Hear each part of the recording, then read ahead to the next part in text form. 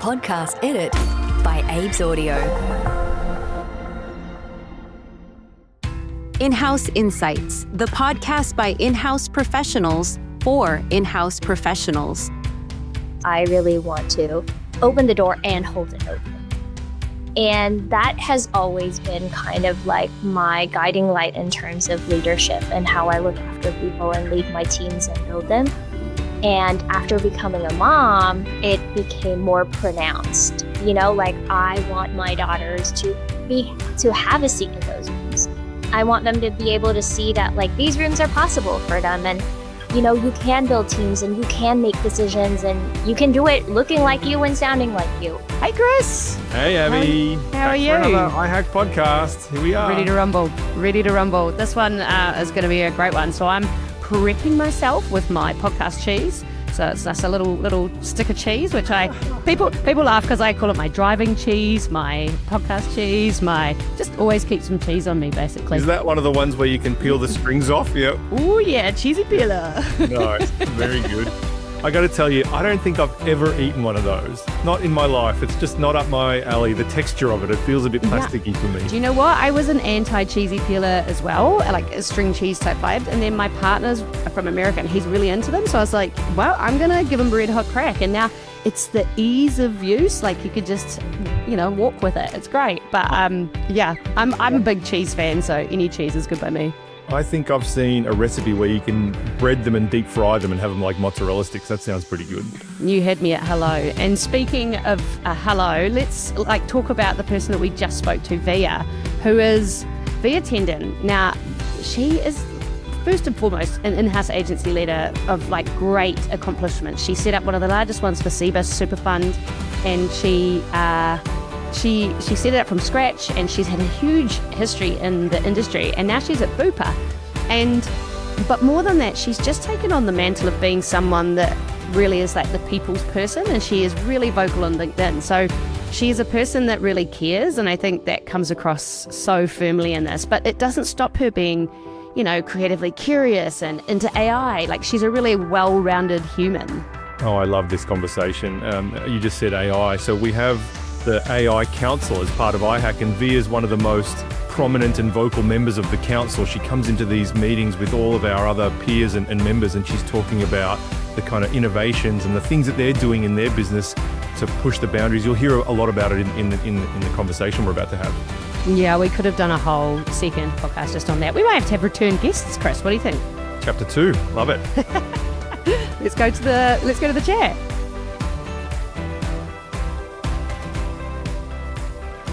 Hello and welcome to the iHack podcast. Today we have just an incredible guest, someone who I have long watched on LinkedIn as a really vocal voice for the in-house community, and someone who now heads up the in-house agency for Bupa, which is an incredibly well-respected and well-known Australian brand and my personal healthcare provider. And so we have today Via Tendon, and I'm very excited, Chris. Oh, we're both so excited, Abby, and I'm glad that Via's on and looking after your health as well, Abby. That's very important for us all. Via's a really vocal member of our iHack AI Council, and she's constantly seems to be innovating and teaching her team. And I think this is going to be a really interesting conversation about somebody working in the in-house creative space, but also embracing AI. So join us in welcoming Via Tendon to the iHack podcast. Welcome, Via. Oh, thank you so much, Chris and Abby. I'm happy to be here. I'm excited. I don't know if I can live up to the hype, but I'm happy to be here. Well, you've definitely found out the pitfalls of being vocal in my orbit, because then I pick on you for exciting things like podcasts. I'm always prepared, Abby. Always prepared. Well, I have, I'm going to start off with something pretty close to my heart, because I think in-house, I love in-house because you can be quite kind to the people in a way that I just think is great for creativity and a safe space. And you're a really vocal person about the power of people and how to look after people.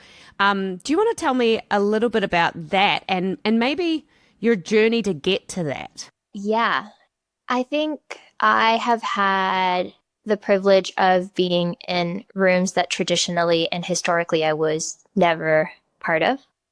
I think I take that with a lot of, I really, really am cognizant of that on its own. So I think in rooms where I generally used to never be a part of, now that I am a part of, I really want to hold the door open the door and hold it open. And that has always been kind of like my guiding light in terms of leadership and how I look after people and lead my teams and build them. And after becoming a mom, it became more pronounced. Like I want my daughters to have a seat in those rooms. I want them to be able to see that like these rooms are possible for them, and you can build teams and you can make decisions and you can do it looking like you and sounding like you. And so I think that in of itself has always been kind of like in the back of maybe in the front of my mind, to be honest, and helps me like lead people with a lot more like compassion and positivity, but like gratitude and firmness and kindness because of that, because I want everyone to be included. I want you to have a voice. Yeah. I don't know. Like, I think I know I always start off with a meaty question because for me, that's who you are. And that's what I've always seen in you is this just kindness and empathy. But maybe let me take it back a wee bit and tell us about your origin story. How did you get into advertising? How did you get into in-house? Like, how did you become not only the kind leader that you are, but the creative wizard that you are? Oh my gosh, I don't know if I'm a wizard, but I'm actually going to tell you a story that I don't think people know this about me. Oh, juicy. I know, I'm like excited to share with you, exclusive guys. I grew up in the industry. So my dad heads up like brand in Indonesia and one of like, the biggest companies in Indonesia. And so I grew up on sets. I grew up looking at media plans. Wow. I grew up in this like sound studio, making music for commercials. And both my parents are marketers. And so the books that were in the house were marketing books. It's amazing. Such a nerdy thing, right? And so I was kind of like raised in it, if that makes sense. And I don't know if I had much of a choice, which is very strange. Because I was like, I maybe want to be a pharmacist and like a nurse or something. Which is very strange, like for an Asian parent to be like, no, don't do that, do marketing. I was like, okay. So I was kind of raised into it. It always piqued my interest. I'm a really crafty, creative person. But how I got into advertising was I started in media agency. I actually started at Cara as a junior strategist at Cara. I am always intrigued by people's stories, what makes them tick, how do we get them, like consumer behavior psychology and all that, super nerd. And so I targeted them as my first company. I got them. I learned so much. And I just moved around the Dentsu network, then worked on a client for 5 years from Dentsu. And they said they wanted to build in-house and get rid of agencies. And at that time in my career, I had already done agency for, 10 years or so. I was about to get married. I was in a different season of life. And so I got really excited. I was like, I'm jumping ship. See you later. And I did that. And then I did that for 5 years. I built their function from the ground up. That was really exciting. And I got made redundant. And now I'm at Bupa. So that's a little bit like of a meandering journey. But the origin is actually my family. My family raised me in this industry. Amazing. That's incredible. What a story. You don't hear that too much, like a lot of industries, the son follows the father, the daughter follows the mother, but not so much in marketing. I don't hear about that too much. That's incredible. Well, I can relate to that. My paternal grandfather was a guy named Sandy Maxwell. He worked for J. Walter Thompson on Madison Avenue in the 50s. Oh my! So my dad went and did something else, but that's kind of in my blood as well. So I love that. I love that story. And you mentioned you've got a couple of daughters, Via. Are you doing the same thing with them? Are you exposing them to the world of advertising and marketing and brands and that sort of stuff for them? How old are they? They are. So I've got a preppy and a 4.5-year-old. And no, I don't think I am. But I also think accidentally probably they are. They're in my... Yeah, they're learning. They're hearing you talk about it at home and learning about, they're going to be little marketing geniuses too. That's amazing. I I mean, I hope they get to do whatever they want to, and that fulfills them, but they are in my meeting. So I also wonder, the other day we were like in a brainstorm session and they both were in there. And I was like, I wonder if this is going to you're going to catch on, They're absorbing it for sure. I've got a 13-year-old and a 10-year-old, and you wouldn't believe they just hear you having conversations in the car, or they're sitting outside your office and they hear things and they absorb it, and then they ask you questions later, and it's amazing how much they pick up. So that's super fun. Just be careful. You're breeding a couple of little marketers. Be careful. You don't want to teach your kids to sell stuff to you too well, because they're going to have you wrapped around their little finger.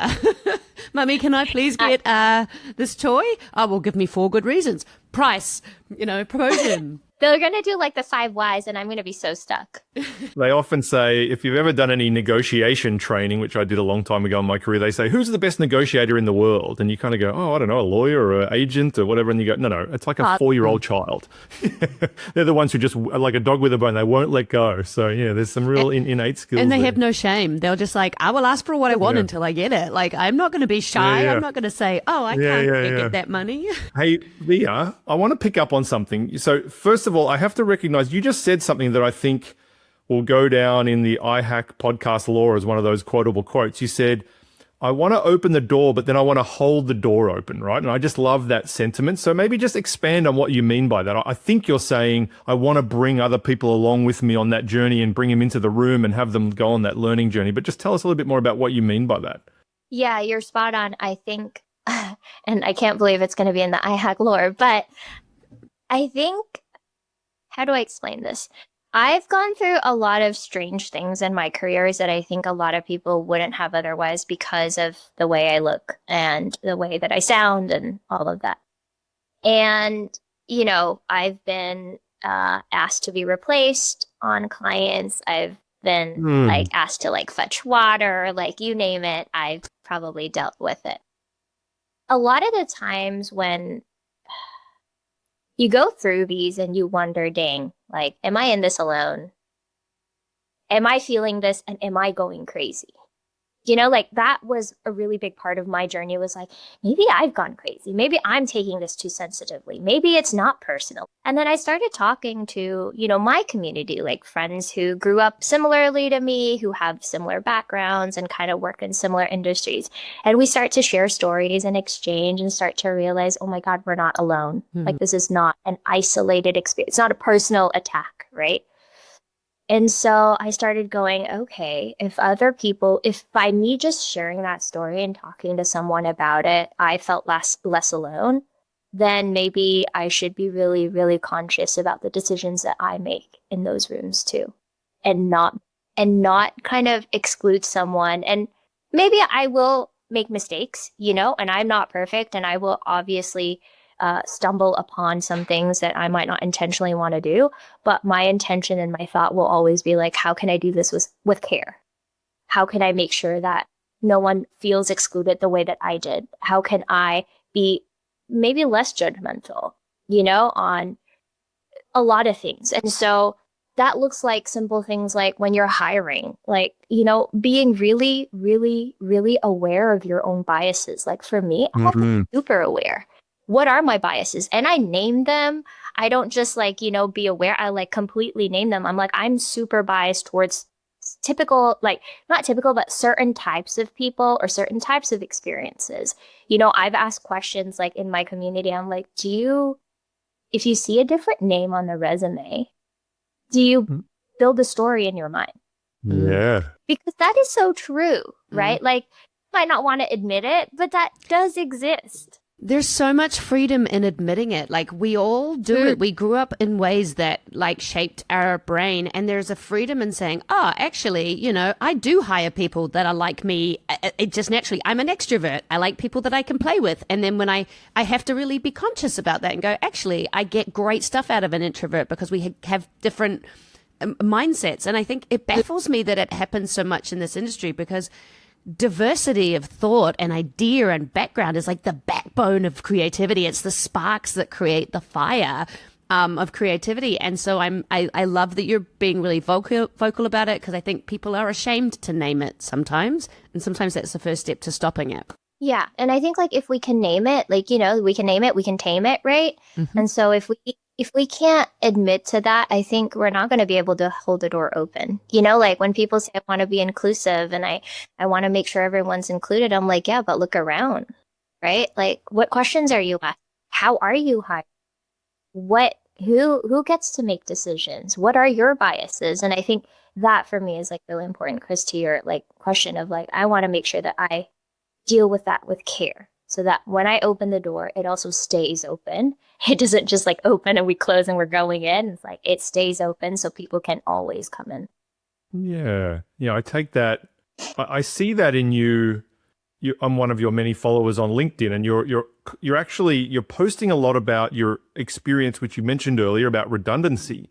And I see you opening up about that and being vulnerable about that and telling the story of your own experience. And then it brings other people who, there are a lot of people in this industry going through that process, now and have done so in the past and probably will do so in the future. So there's something really endearing about you being that vulnerable and sharing your experience and then bringing other people along. That seems like one of your kind of strengths in that space. Tell us a bit about that journey and why you've chosen to be so vocal about that. Yeah, thank you.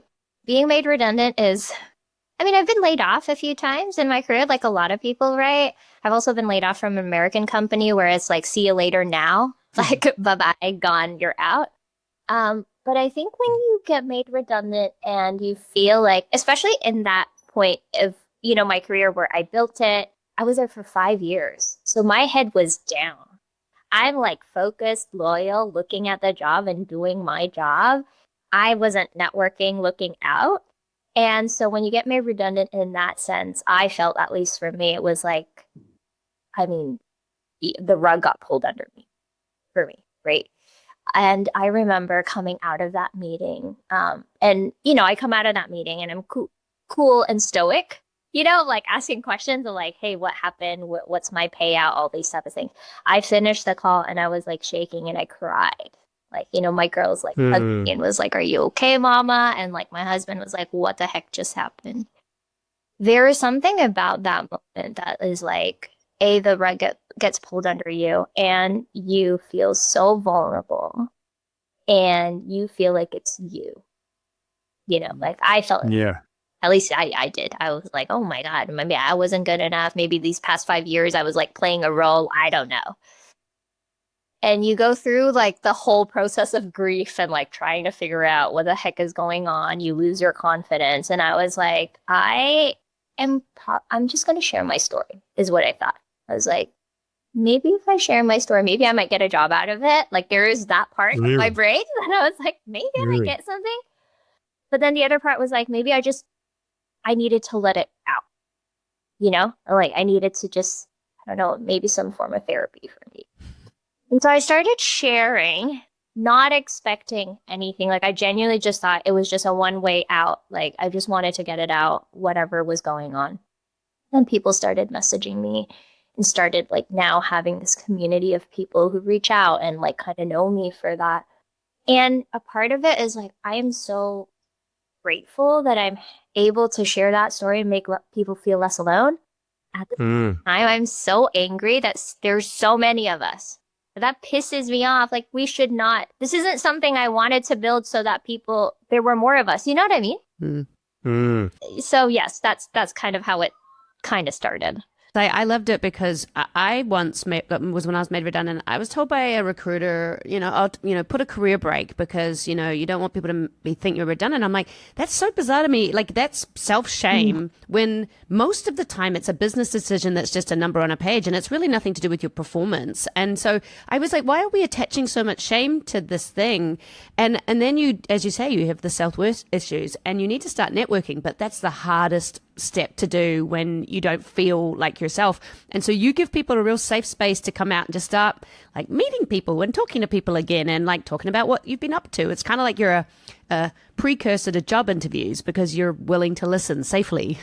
That's what I found too, which I take with so much privilege is like you can just test it out with me. And I always tell people, I'm like, just test it out with me. I'm happy for the 30 minutes. Test your story with me. Like, I've got nothing in this, right? I've got no skin in the game, not hiring you. There's nothing going on. And people are just also more willing to get out of their own space to do that, right? And I'm like, that's awesome. If I can be like a little dot in your network to get you started, I mean, brilliant. Like I'm so happy with that.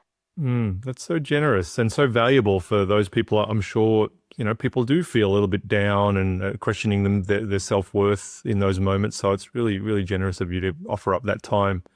I would certainly recommend, if you're out there, jump on LinkedIn and look Via Tendon. She's got lots of great, really positive stuff on there, and maybe connect. Now, before we go too much further, I want to change the topic a little bit and talk about AI. Like it's just the topic of the moment. It's always the topic. But I mentioned earlier, Via, you're on the AI Council, the iHack AI Council with me, and you're always speaking really vocally and positively about what you're doing with your team. And just tell us a little bit about, you're running this team at Bupa, this internal creative and production capability. What are you guys doing? What are you learning? What are you figuring out that works? Just share a bit of your experience with the rest of the iHack listeners. I've been really impressed that like the whole team have been open to it, because I think AI can be this scary thing where like, oh, they're going to take jobs, and you know what I mean? But I've been so lucky and excited that the whole team have been like, how can we use it? Let's do it. Let's figure it out. And so when I first jumped into the team, we had this design thinking AI tool kind of learning module. And it was like a few weeks and the team got into it. And so we actually then tested it out and used that tool, like used our Claude or ChatGPT, whatever your AI tool is, and used it as a sparring partner for like creative ideation and thinking about things and identifying problems and brainstorming. So we learned those tools at the very beginning, and we were like, okay, maybe we can do a little bit more. Like everyone was just kind of like, ooh, let's do more. And so a few things that we do internally, I have duplicated myself. So I think I've shared that. Yeah, tell us about that. You mentioned that the other day, and I just thought that's the best idea. Tell us about that. You got a little virtual Via going on somewhere. Pretty much. I've got a virtual me for certain things. So one of them is when I've duplicated myself in terms of communications, like written communications. And the problem that I was trying to solve with that is like a lot of the times as creatives, we're trying to sell our ideas, right? And we sell ideas to people who are non-creatives, like pretty technical, pretty senior, have their own way of thinking in their own world. And I was noticing that we were getting a lot of backlash, but not backlash, but like more feedback that sometimes objections that we couldn't handle, basically, or objections that ended up with us kind of just doing it instead of fighting for a point of view. And so I spoke to the team about like being more, having more agency in how we communicate and sharing our perspective because we are the experts. And so I built this GPT basically to, if you copy and paste any written communication, Slack, email, presentations, whatever it is, you put it in and it will coach you to sharpen your narrative and sharpen your written comms.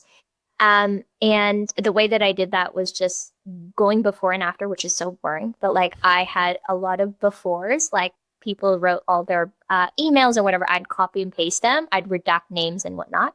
And then I would rewrite them with afters and then have principles of how written communication should be. Like what is effective? What shows high agency? What shows you are the expert and you can spar with someone? And so built that, duplicate that. And I told the team, use it as a first pass. You don't need me. I'm always in meetings sometimes too. And so maybe you also don't want to ask me. And so I built that tool. And so the guys would just like pretty much copy paste their emails, go into it before writing it. And it'll help shape their like emails. And I'm not joking. By the end of the year, I saw the emails from the guys and I was like, oh my gosh. Yeah, like these are amazing. Good emails. And they're learning the principles and applying them in real time as opposed to just relying on the AI to write their email for them. Yeah, I love that. Yeah, you learn how to be persuasive, right? And you learn take control of the conversation, even though it might be a senior person, you're nervous about it. And like, so yeah, it's been good. Like, love it. My favorite thing. That is, I got to say, that is such a unique and interesting way to use it, right? So we spend a lot of time talking about AI in our iHack community and with our partners and clients. And And one of the questions that people always come back to is like, I don't know if I want to put AI work, AI copy, AI videos, AI creative out in the world as the finished product. But everyone seems to be pretty comfortable with using it behind the scenes to help sharpen the work and improve the copy and improve the imagery and whatever. And what you're doing there is, it's not even consumer facing work you're talking about. You're talking about how do you influence inside a business? And that is, for most businesses, most marketeers, most in-house agency team members, that's as important of a part of the job as it is doing the consumer facing work, is how do you tell your own story of value and capability inside the business. And that's just such a unique, interesting way to do it. I think everyone should be doing that. It's such an obvious thing to use it for. Yeah. So well done. Oh, thank you. Yeah, Via, I've always loved that. You've always come at it with people talking about AI and you're like, well, have you thought about it this way? And it's something that's so, like, that's personal development for your team. It's creativity, but it's sharpening creativity. I love the way you blend like creative principles and creative thinking with AI to just look at it differently. Like I know I mentioned something you said there, building high agency creatives is something you really work on, is like teach a man to fish, that whole vibe. And you have your pyramid where you're trying to move people up the pyramid of asking the right questions when there's a problem. Tell us a bit about that, because that seems to be what you're doing with the AI. Yeah. Because I always have to look at when we are creatives, we work behind the scenes, or at least my team work behind the scenes. Then the interface that you have with people is all written predominantly, right? 80% or whatever. And so it's like, I always think about how do you build your influence in a way that's already a high touch point? You're already doing it. I'm not asking you to do more. And so when I talk about like the high agency and moving it up like the pyramid, and I don't know if there will be a pyramid somewhere in the video, but it's making sure that they notice and spot the problem, because they do. Everyone spots a problem. I think that's pretty human nature. But what I encourage the team is like, you spot the problem, you come up with the solutions, offer the recommendation, and feed it back. And have that sparring immediately, and start to like collapse the time between you notice a problem and you think about it or bring it up. Don't bring it up, or bring it up, but offer something immediately, because that is when you assert yourself as an expert, right? And it's not about like, don't bring me problems, bring me solutions type of thing, but it's more like, how do you build your personal brand, right? How do you build your personal influence in the environment you are already in, doing the work you're already doing? Nothing extra, nothing more, just a shift in how you do it. And I always talk to the team about like, what do you want the back of your t-shirt to say?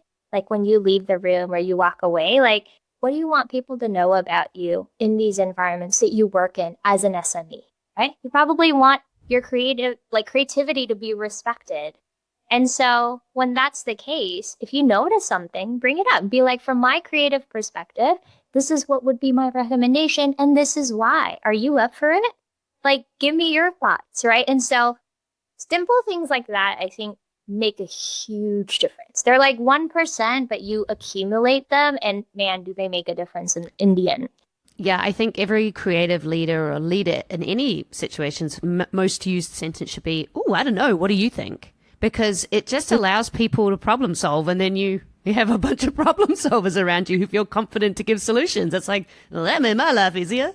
Yeah. There's this framework that I read like a long time ago that I abide by, is like, when you go to your leader, or when you go to anyone, actually make sure it's like in the putting zone, like a 3-putt zone.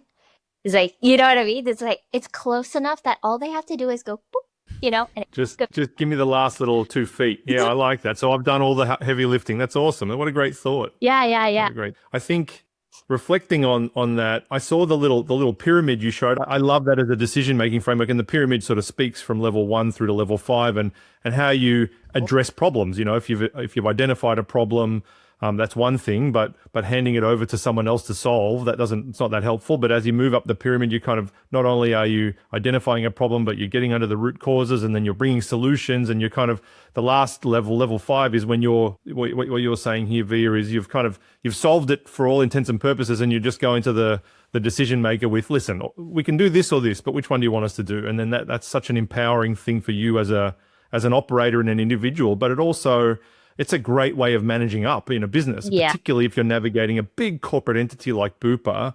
And, the leaders in that business, they've got 400 things on their mind at any given time, and you lobbing one more thing over the fence at them and saying, I've got a problem, can you solve it for me? That's not useful. But I've identified a problem. I know how to fix it. Here's the solution. Just give me a yes or a no. Yeah. That's a great offer for them. Yeah. And it's a great way to get promoted, y'all. Like, you know what I mean? Yeah. That's it. Yeah. And I think like people don't realize it's those things that matter. It's like those little things that, might be invisible, but like they make a difference. They do make a difference. They all make a difference. Yeah. Take problems off me. Don't bring problems to me, as a leader. And then, those people are the ones you want around you going forward. Yeah. What else can you tell us about the way the team are using AI from a creative standpoint? Via, are they doing generative AI imagery and generative video and copy? And what are they doing? Yeah, they're doing a lot, and I will probably butcher this. My team has a better way of explaining it. But a few ways, I think, one of the simplest ones is using 11 Labs for voiceovers and using that even not for the final product, but for pacing, for example, and making sure that we're able to create the video at the right pace. But then a lot of the products, the end product, is actually using 11 Labs. That has been a cost saver for the business as well, but then a lot easier for us to manage. We just have to tweak. Sometimes they say things in different pronunciations and whatnot. But then the guys also do a lot of generative stuff. We have, for example, like historical photos, because Bupa has been around for a long time. It's like these historical photos. And so the guys like use AI to restore it, but also to make it move, which is really cool. Like, those. Oh, fun. Yeah. Yeah. Those things are really cool. And then the other big part, which is probably one of the biggest ways that the guys use AI, is actually as customer-facing campaigns. There are some campaigns out there that are completely AI generated, not completely, but AI generated. And the way that the team use it is they go back and forth with it. So because our clients or our business sometimes are quite specific with what we're allowed to do and not allowed to do, or we want a specific car, or we want a specific dog, or whatever it is, we go into AI, we start to prompt it. The guys take it out of the AI and go into Adobe and like fix it up in Photoshop, fix it up in Illustrator, put it back into AI, take it out, put it back in until they get like the result that they want. And that's been really amazing for a lot of reasons. Obviously, a completely different way of working, completely customizable. But the other part is like there is this skill building for the team too. Like, learning a different way to spar with something else that provides you with different solution. And so you learn how to problem solve and tweak and tinker. And it really gets the guys going, to be honest, because it's like, oh, it's not doing what I want. How do I like get this? And so they get like really curious and really like tinkery, which I think is also a benefit to using AI, because then you are able to like expand yourself in a different way. I guess like a really quick brush of like what we do and how we use AI to create generative creative. Yeah, it's fantastic. It's there's so many businesses out there trialing and testing. It's fantastic to hear some examples of businesses putting it into practice. Abby, what else have we got? I think we could probably do a whole session on AI, but I wanted to finish with one question in that space, because I think a lot of people in your position are like, oh, where do I start? How do I start having these conversations? How do I start creating curiosity? How do I get it approved up? Like, I would love to hear about those conversations that you're having, with your business, broader business, about what is AI. And because I think, a lot of people have had someone come to them and say, can you AI a bit, please? And it's the most frustrating sentence, because you're like, what do you mean? How are you having communications with the broader business about where AI sits and what it could look like? Yeah, I think starting small is obviously going to be number one. Well, actually, no lie. Number one is complete transparency. I think that is super critical. When we started trialing AI, or like even just the voiceover, which was like probably our like lowest hanging fruit, we had to tell people. I just was like, we can't hide it from people, because the minute we start hiding it, we create problems for ourselves. And so we firstly spoke to our brand team, and made sure that we had clearance for that, or there was no policy yet about it. I think the best time is when there is no policy for it, guys. But being super transparent, right? Of like, I'm going to test this voiceover. Are you cool for me to test it? You might not like it. I'll give you 3 options. one is a female, one is a male, one has a different accent, UK accent. I'm going to test it and see if you like it. And if you think it could be better done by someone. And so that had to start with like a really transparent communication, giving them options of what's possible and telling them that also there's no cost to them, right? And little by little, I think different stakeholders became more open to it. And I think that's the best way to start is like when there's no policy, because when there is a policy, obviously you have like really strict guardrails. We, as an entire business and globally too, ethical AI is really important. We have directive from a group or from our global side. And we also have an AI department who looks after how we use AI, how we govern it, how it gets embedded across the business. So I think that is really different for us, that we have that AI governance, that we have like a direction for the whole global environment. But how we started as a team was like complete transparency and really starting small. We didn't do like all the big stuff. It was just like, we're going to try VO and we're going to try it with this dog. And that's it. And so, yeah, I think the more people got used to it and more familiar, the better, I guess, the conversations became. Create people who are willing to play and be honest. Yeah. Okay. I love it. I often I always think of your team as Bupa Australia, but like having that global network, that must be fascinating. Like how does the interactions between the various teams around, the world work when it comes to AI or even just creativity? I think it's a trickle down. So, UK have pretty much, they kind of send all their strategy and everything down. And so the relationship is that way, like them going, we've set the vision, here's where we're at, and us feeding back to that. So that's been really cool in terms of being involved in those conversations and going, I don't think that's the right direction. And I don't know if like the guys feel this way, but I definitely do. I have like this pinch me moment of like, hang on, global just asked, like set a vision. They asked us for feedback and we're feeding back and it might change their decision. I don't know if like people, I always go, dang, that's like really cool. And so there is definitely that type of relationship. And our strategy is a global strategy that gets localized. And so everything that we do ladders up to like the bigger, broader kind of business strategy, which is always exciting because you feel like you're working towards something greater than just, your little pocket of influence. So, yeah. Well, I think that's probably we should end there because that is like, we need to leave people with something where they can go and think global, think outside your little sphere of where you can make change and think global. And also like get out onto community and start talking to people on LinkedIn. Chris, anything to add? I just want to say thank you, Via. It's been so refreshing to have you join our iHack community earlier this year or maybe late last year, and also just tell us your story. It's such an inspiring story, and the vulnerability and the way you're sharing on LinkedIn is great. So anyone who's out there, reach out to Via on LinkedIn and come and join our iHack community, and you'll be able to talk to her and learn a little bit from what she's doing in her team. Thanks very much for joining us. Thank you so much.